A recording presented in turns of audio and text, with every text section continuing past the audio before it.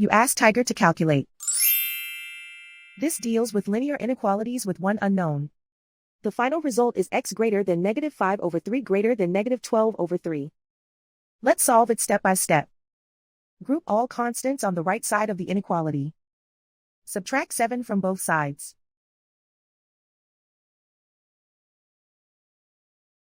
Group like terms.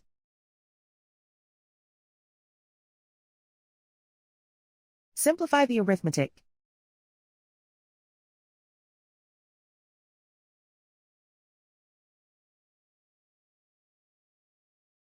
Isolate the x.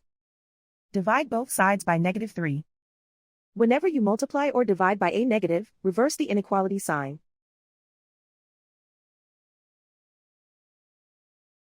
Cancel out the negatives.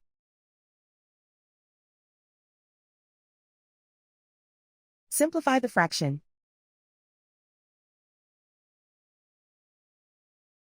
Move the negative sign from the denominator to the numerator.